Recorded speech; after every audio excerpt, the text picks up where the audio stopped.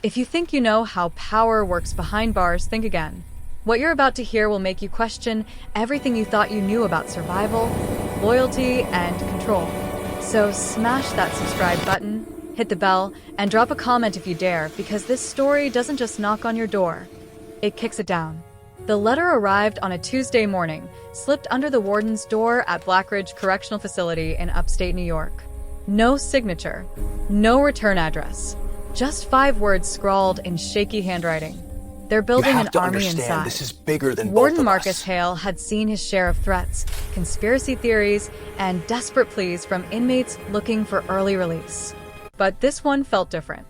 The handwriting was frantic, the paper stained with what looked like coffee, or maybe blood. He tossed it on his desk and forgot about it. That was his first mistake.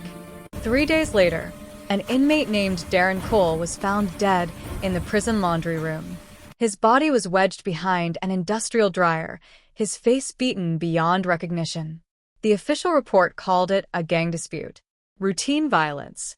Nothing unusual for a place like Blackridge, where turf wars between rival factions were as common as morning roll call.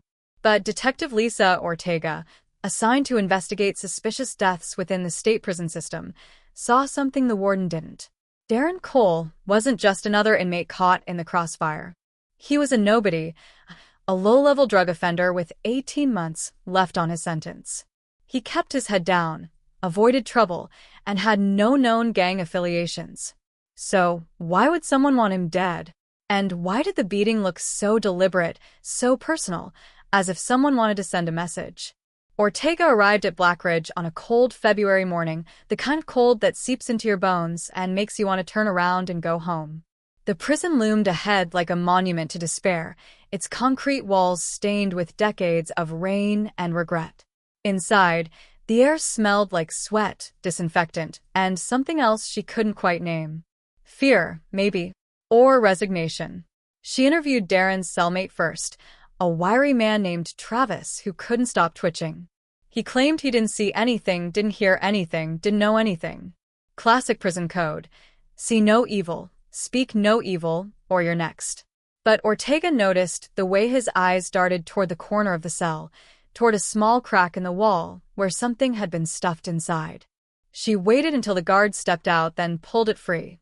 A folded piece of paper. Another note. He asked too many questions. Ortega felt her pulse quicken. Someone was watching. Someone knew she was here. She pocketed the note and kept moving, interviewing guards, inmates, anyone who might have seen something. But everyone had the same story. Darren was a ghost. No enemies. No friends. No reason to die. Except there was a reason. Ortega just had to find it. Her break came 2 days later when she reviewed the prison's surveillance footage. The laundry room camera had mysteriously malfunctioned the night Darren was killed, but the hallway cameras were still running. She watched as Darren entered the laundry room alone at 9:47 p.m. 30 seconds later, 3 men followed him inside. They moved with purpose, their faces obscured by shadows, their movements coordinated. This wasn't a random attack. This was an execution. Ortega froze the frame and zoomed in on the lead figure. He was tall, broad-shouldered, and walked with the kind of confidence that only comes from power. She ran the footage through the prison database and got a hit. The man's name was Victor Reyes, a 34-year-old serving life without parole for double homicide. But what caught her attention wasn't his crime. It was his status. Victor Reyes was the shot caller for the Blackridge chapter of La Sombra, one of the most violent prison gangs in the country. And, according to prison records, he'd only been at Blackridge for 6 months. Yet somehow, in that short time, he'd climbed to the top of the hierarchy, commanding respect and fear in equal measure. How does someone rise that fast in a world where loyalty takes years to earn? Ortega dug deeper. She pulled Reyes's file, his visitor logs, his commissary records, anything that might explain his meteoric rise. And that's when she found it. Over the past 6 months, Reyes had received visits from the same person every single week, a man named Marcus De Leon, a defense attorney with ties to organized crime on the outside. The meetings were logged as legal consultations, but Ortega's instincts told her otherwise. She requested a meeting with Reyes. He agreed, but only on his terms. They met in a private interrogation room, separated by a thick pane of bulletproof glass. Reyes sat down slowly, his hands cuffed in front of him, his expression unreadable. He didn't look like a killer. He looked like a businessman. "Detective Ortega," he said, his voice smooth as silk. "I've been expecting you." She leaned forward. "Tell me about Darren Cole." Reyes smiled. "Who? Don't play games with me, Victor. I have you on camera. You and your men followed him into that laundry room. 20 minutes later, he was dead."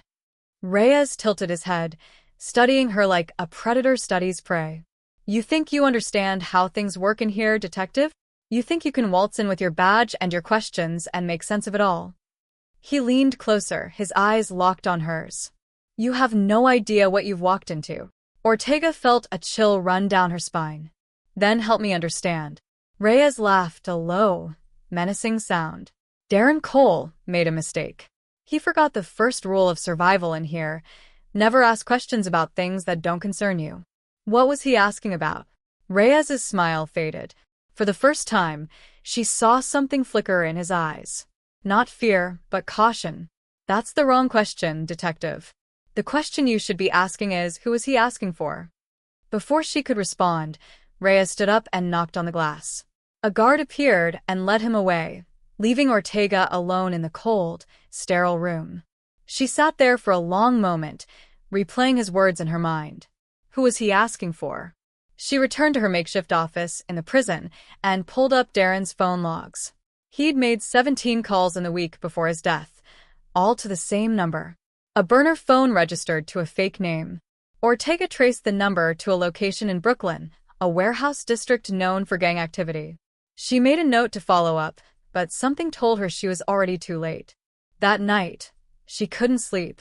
She kept thinking about Reyes, about the way he'd looked at her, like he knew something she didn't. Like he was 10 steps ahead. She pulled out the anonymous letter again and read it under the dim light of her bedside lamp. "They're building an army inside." An army for what?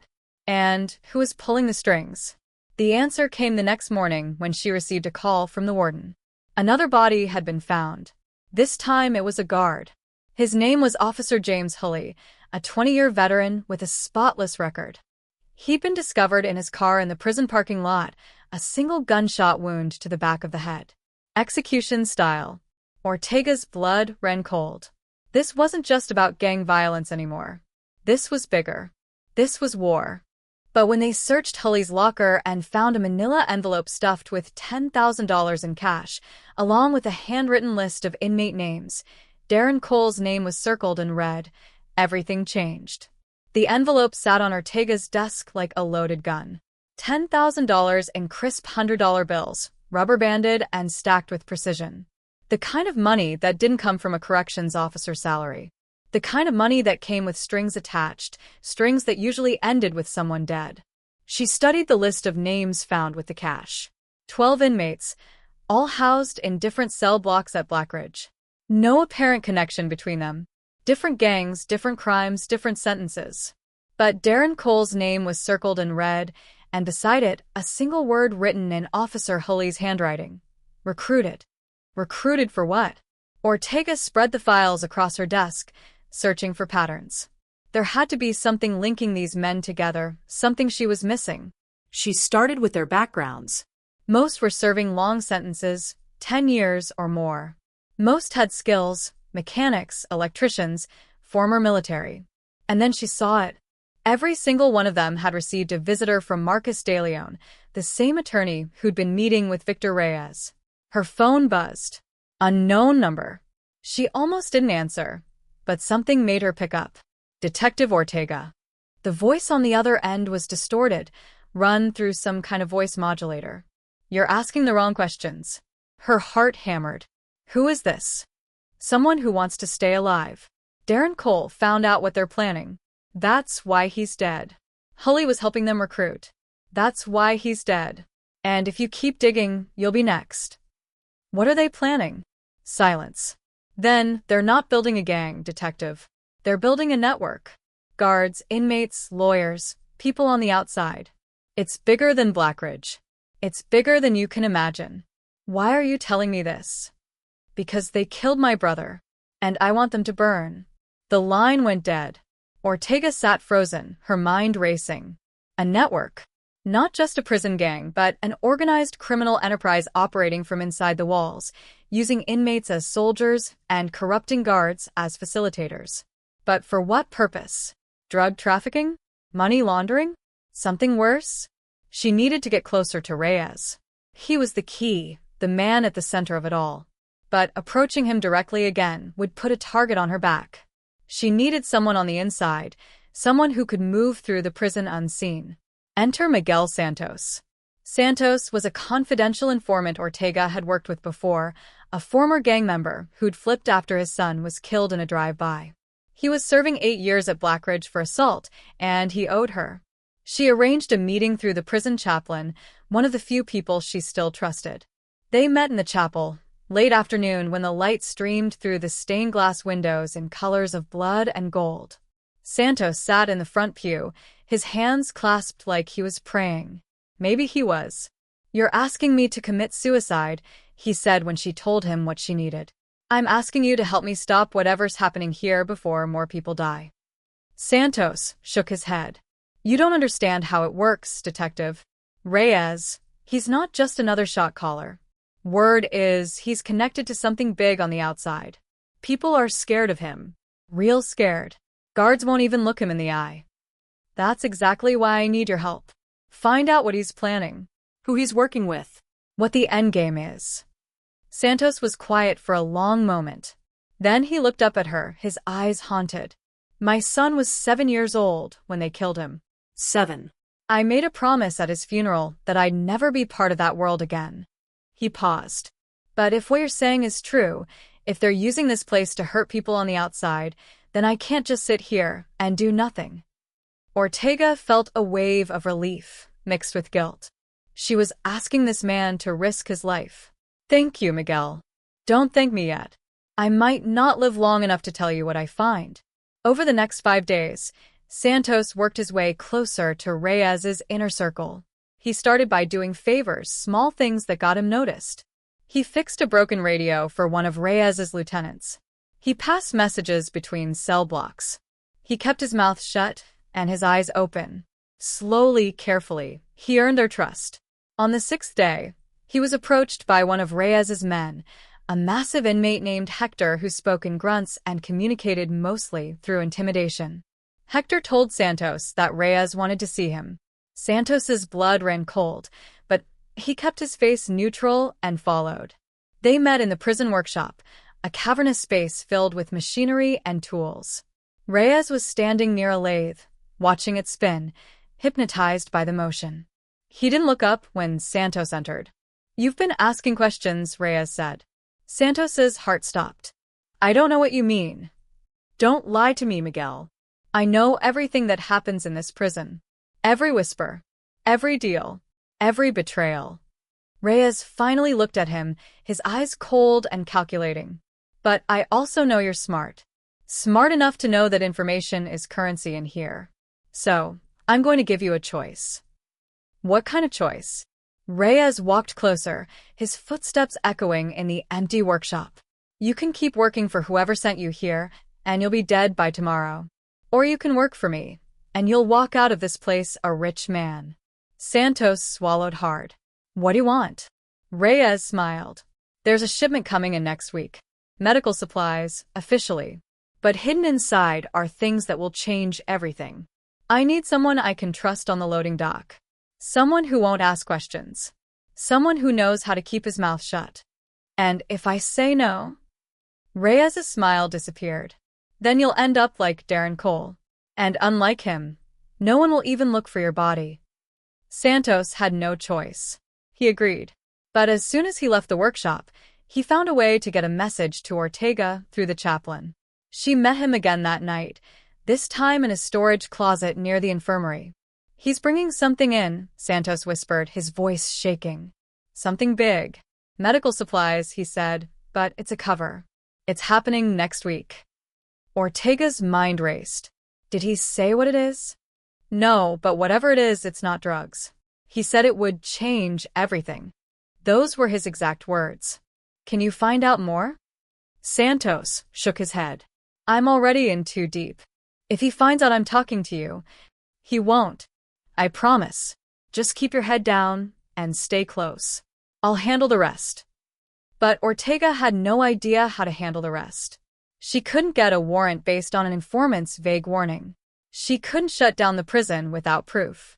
And she couldn't trust the warden or most of the guards, any one of whom could be on Reyes's payroll. She spent the next 2 days digging into the prison supply chain. Who handled deliveries? Who approved them? Who had access to the loading dock?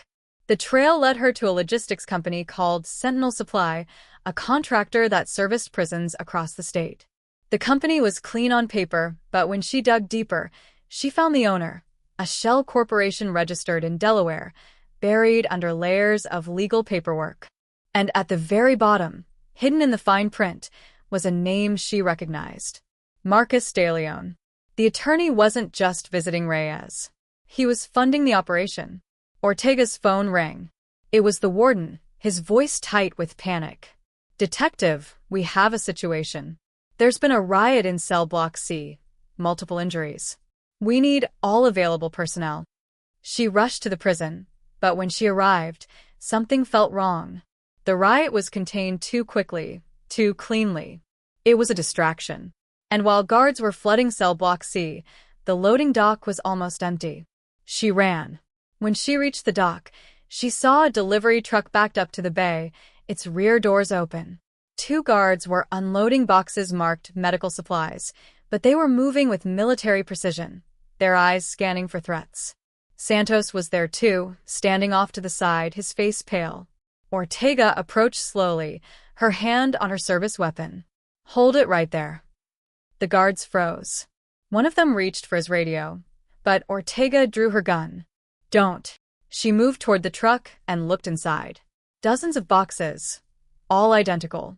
She grabbed a crowbar from the dock and pried one open. Inside, wrapped in plastic and foam, were not medical supplies but assault rifles. Military-grade weapons. Enough firepower to start a war. Her blood turned to ice. Step away from the truck, detective. She spun around. Victor Reyes was standing at the entrance to the loading dock, flanked by 6 inmates and 3 guards, all armed with makeshift weapons. He was smiling. You should have walked away when you had the chance, Reyes said. But now you've seen too much. Ortega raised her gun, but she was outnumbered 10-1. Santos stood frozen, torn between self-preservation and loyalty. Reyes took a step closer. You wanted to know what we're building, detective? We're building freedom. Real freedom. Not the kind you get from a parole board or a governor's pardon. The kind you take by force. You're planning a breakout. Not just a breakout. A revolution. There are 200 men in this prison ready to fight. And outside these walls, there are 1,000 more waiting for the signal. We're going to take back what they stole from us. Our lives. Our power. Our future. Ortega's mind raced. This wasn't just about Blackridge anymore. This was a coordinated attack, a prison uprising designed to destabilize the entire system. And if they succeeded, hundreds of violent criminals would be unleashed on the streets. You'll never make it out alive, she said. Reyes laughed. That's where you're wrong, detective, because we already have. Before she could react, the lights went out. Darkness swallowed the loading dock whole. Ortega's training kicked in, her body moving on instinct. She dropped low, rolled behind a stack of pallets, her gun raised, her breath coming in short, controlled bursts.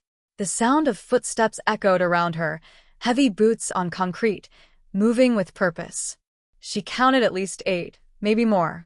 A flashlight beam cut through the darkness, sweeping left to right. Then another. They were hunting her. Find her. Reyes's voice rang out, calm and commanding. But don't kill her yet. I want her to see what's coming. Ortega's mind raced through scenarios. She was trapped in a loading dock with armed inmates and corrupted guards. The prison's power grid had been sabotaged, and somewhere in this chaos, a full-scale riot was about to erupt. She needed backup, but her radio was dead, the signal jammed. She was alone. Then she heard it. A whisper, close to her ear. This way. Santos. He grabbed her arm and pulled her toward a service corridor she hadn't noticed before, hidden behind a massive industrial freezer. They slipped inside just as flashlight beams converged on where she'd been hiding. The corridor was narrow, dark, and smelled like mold and rust. They moved quickly, Santos leading the way. Where are we going? She whispered. Maintenance tunnels. They run under the whole prison. It's how they've been moving weapons and supplies without being detected. How do you know about this? Because Reyes showed me. He wanted me to be part of it, detective. He was going to make me a lieutenant in his new organization. Santos's voice cracked. I almost said yes. God help me, I almost said yes. They emerged into a tunnel system that looked like something from a nightmare. Pipes dripped condensation, wires hung loose from the ceiling, and graffiti covered the walls. Gang symbols, names, dates. This was their highway, their secret kingdom beneath the prison. Santos stopped at an intersection. We need to get to the warden's office. There's an emergency communication system, hard line to state police. If we can reach it. An explosion rocked the tunnel. Dust and debris rained down. Ortega pulled Santos against the wall as the sound of shouting and gunfire erupted from somewhere above them. It started, Santos said, his eyes wide with fear. The breakout. They ran. The tunnels twisted and turned, a labyrinth designed to confuse, but Santos knew them well. They passed other inmates, some running toward the chaos, others running away. No one tried to stop them. Everyone was too focused on survival. When they finally climbed out of the tunnels through a maintenance hatch, they found themselves in the administrative wing. The hallway was chaos. Alarms blared, red emergency lights strobed, and through the windows, Ortega could see fires burning in the prison yard. Cell blocks had been opened. Inmates were flooding the corridors. And at the center of it all, directing the operation like a general commanding his army, was Victor Reyes. Ortega and Santos pressed themselves against the wall as a group of inmates ran past, carrying weapons, tools, anything they could use. The warden's office was 50 feet away. They just had to make it. They moved quickly, staying low. Ortega reached the office door and tried the handle. Locked. She stepped back and kicked it open, the door splintering under the force. Inside, the office was empty. The warden was gone. But the emergency communication system was there, mounted on the wall behind his desk. Ortega grabbed the handset and pressed the button. Static. She tried again. Nothing. She looked at the box and saw the wires had been cut. They'd thought of everything. Detective. Santos was at the window, his face pale. You need to see this. She joined him and looked out at the prison yard. What she saw made her blood run cold. This wasn't a riot. It was an organized military operation. Inmates had formed squads, moving in formation, armed with the assault rifles from the truck. They'd overtaken the guard towers. They controlled the gates. And on the far side of the yard, she could see vehicles pulling up to the outer fence, vans, trucks, SUVs, the outside support Reyes had mentioned. They're going to breach the perimeter, Santos said. Once they do, it's over. They'll scatter into the city, and we'll never find them all. Ortega's mind raced. She couldn't stop the breakout alone. But maybe she could stop Reyes. Cut off the head, and the body would fall. It was a desperate plan, but it was the only one she had. Where would he be? She asked Santos. If you were coordinating an operation like this, where would you position yourself? Santos thought for a moment. The control room. 3rd floor. It overlooks the entire prison. You can see everything from there, communicate with everyone. Can you get me there? Santos hesitated, then nodded. Yeah. But detective, even if you stop Reyes, there are 200 armed men out there. You can't stop them all. I don't need to stop them all. I just need to stop him. They made their way to the stairwell. The 3rd floor was quieter, most of the action concentrated in the yard and cell blocks. They moved carefully, checking corners, staying alert. When they reached the control room, Ortega could hear voices inside. She peered through the small window in the door. Reyes was there, along with 3 of his lieutenants, watching the monitors, coordinating the operation through handheld radios. One screen showed the outer fence, where inmates with cutting tools were working on the chain link. Another showed the parking lot, where the escape vehicles were waiting. They were minutes away from a complete breach. Ortega looked at Santos. "When I go in, I need you to find a working phone. Call state police, FBI, anyone you can reach. Tell them we have a mass escape in progress, and we need immediate tactical response." "What are you going to do?" "What I have to." She took a deep breath, checked her weapon, 6 rounds left, and kicked the door open. The room exploded into motion. One of the lieutenants lunged at her, but she fired, center mass, and he went down. The second one grabbed a chair and threw it. She ducked, returned fire, and he dropped. The third one had a knife and was fast, too fast. He closed the distance before she could aim, slashing at her. The blade caught her arm, a line of fire, but she twisted, used his momentum against him, and drove her elbow into his throat. He collapsed, gasping. That left Reyes. He stood behind the control panel, calm as ever, watching her with those cold, calculating eyes. He wasn't armed. He didn't need to be. He had something better than weapons. He had control. "Impressive, detective," he said. "But it doesn't matter. In 3 minutes, that fence comes down. In 5 minutes, my people are gone. In 10 minutes, this entire operation disappears into the city like smoke. You can't stop it." "Maybe not," Ortega said, her gun trained on his chest. "But I can stop you." Reyes smiled. "Kill me, and you make me a martyr. My people will carry out the plan anyway. They don't need me anymore. I've already won." "Then why are you still here? If you've already won, why aren't you out there with them?" For the first time, she saw something flicker in his eyes. Uncertainty. "Because this isn't about escape," she continued, pieces falling into place. "This is about control. Power. You don't want to leave Blackridge. You want to run it. You want to prove that you're untouchable, that you can orchestrate an operation like this from behind bars and no one can stop you. You're not building an army to escape. You're building an empire to rule." Reyes's smile faded. "You think you understand me, detective? You think you've figured it out? I think you're scared. Scared that if you leave this place, you're just another ex-con. But in here, you're a king. Out there, you're nothing." His jaw tightened. For a moment, she thought he might attack, might reveal the violence beneath the polished surface. But then he laughed, a genuine, almost admiring sound. "You're right," he said. "I'm not leaving. But they are.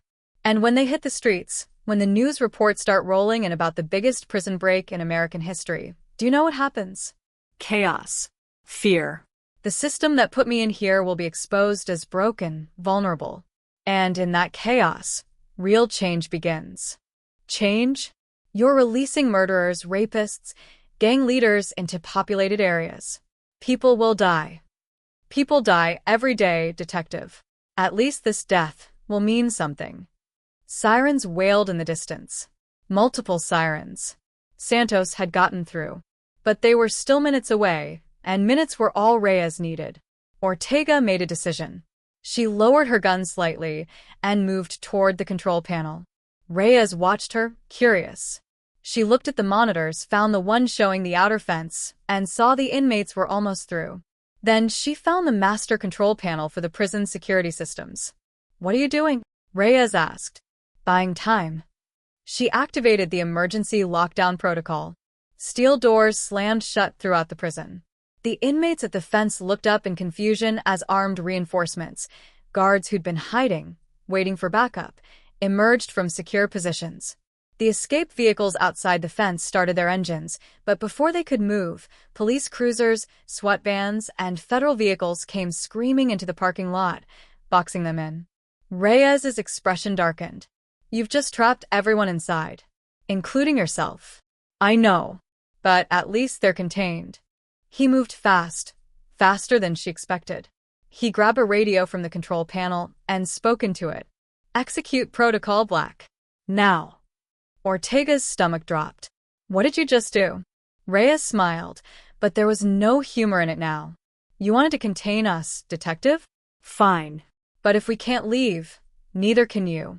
I just activated every corrupted guard in this facility. They're going to seal every exit, cut every communication line, and turn this prison into a tomb. The state police can surround us all they want, but by the time they breach the walls, everyone inside will be dead or hostage. Including you. The lights flickered. Gunfire erupted from multiple locations. On the monitors, Ortega watched as guards, good guards, were ambushed by their own colleagues. The violence was spreading like a cancer. Santos burst back into the room. Detective, we need to go. They're killing anyone who's not with them. Ortega grabbed Reyes by the collar and shoved him toward the door. You're coming with us. You're going to call this off. I can't call it off. It's too late. Then you're going to die right alongside everyone else. They moved through the hallways, Reyes in front, Ortega's gun pressed to his back, Santos covering their rear. The prison had become a war zone. Inmates and guards clashed in brutal, desperate combat. Fires burned. Smoke filled the corridors. The emergency sirens had become white noise, a constant wail of chaos. They made it to the main entrance, but it was sealed, barricaded from the outside by SWAT. They could hear commanders shouting orders, preparing for a breach. But they were assessing, strategizing. It would be at least 20 minutes before they moved. 20 minutes they didn't have. Ortega pressed her radio, hoping someone was listening. This is Detective Lisa Ortega, badge number 4728. I'm inside Blackridge with a hostage situation in progress. Multiple corrupted guards, armed inmates, approximately 200 hostiles. Requesting immediate tactical breach, northeast entrance. I have the primary suspect in custody. Repeat, I have Victor Reyes in custody. Static. Then a voice. Detective Ortega, this is Commander Walsh, FBI Hostage Rescue. We read you. Hold your position. We're coming in. 3 minutes later, the wall exploded. Literally. Breaching charges blew a hole in the northeast wall, and tactical teams poured through, armed, armored, moving with lethal precision. The corrupted guards and armed inmates found themselves facing trained federal agents. The fight was brief and brutal. Within 10 minutes, it was over. Ortega stumbled out into the cold night air, her arm bleeding, her ears ringing, Santos beside her. Behind them, Victor Reyes was dragged out in handcuffs, surrounded by a dozen federal agents. He looked at her one last time as they loaded him into an armored vehicle. This isn't over, Detective, he said. What I started here, others will finish. You can't stop an idea. Maybe not, Ortega replied, exhausted. But I can sure as hell slow it down. The aftermath took weeks to sort out. 17 guards were arrested for corruption. 43 inmates were charged with attempted escape, assault, and murder. Officer Hulley's widow received a settlement, though no amount of money could bring him back. Darren Cole's family finally got answers, though the truth brought no comfort.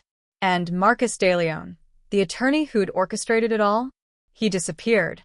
The FBI issued a warrant, but he'd vanished into the network he'd helped create, protected by the very criminals he'd enabled. Ortega stood outside Blackridge one last time, 3 months after the failed breakout, watching as contractors repaired the breach in the wall. The prison would reopen in a month, with new leadership, new protocols, new safeguards. But she knew the truth. Men like Reyes would always find a way.